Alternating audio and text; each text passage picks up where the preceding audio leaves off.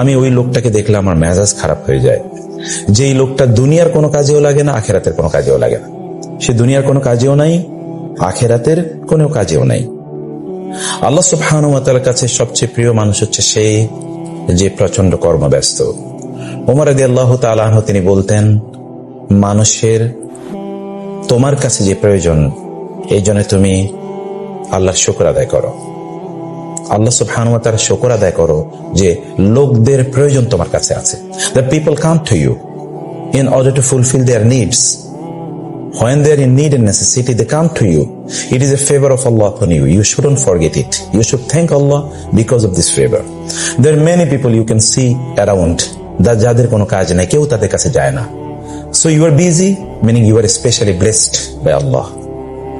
সে কারণে তোমার অন্যের চেয়ে কৃতজ্ঞতা বোধ অনেক বেশি থাকা দরকার। আমার পার্সোনাল জীবনের এক্সপিরিয়েন্স বলি, যেদিন আমার কাজ অনেক বেশি সেদিন আমি অনেক কাজ করতে পারি, যেদিন আমার কাজ কম সেদিন আমি কোনো কাজই হয় না আমার। আমি জানি না whether it is applicable for you or not, কিন্তু আমার ব্যক্তিগত জীবনে যেদিন আমি 20টা কাজ করি, 20টা কাজে আলহামদুলিল্লাহ ভালোই হয়। যেদিন আমার একটা মাত্র কাজ থাকে ওই কাজটাই হয় না।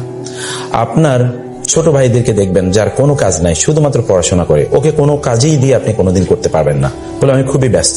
কিন্তু আপনি 10টা কাজ করেন, 10টা কাজে আপনি ভালো করে করেন। অতএব being engaged will increase your productivity. আপনার প্রোডাক্টিভিটিটা বাড়িয়ে দেয় যত বেশি এঙ্গেজড হবেন।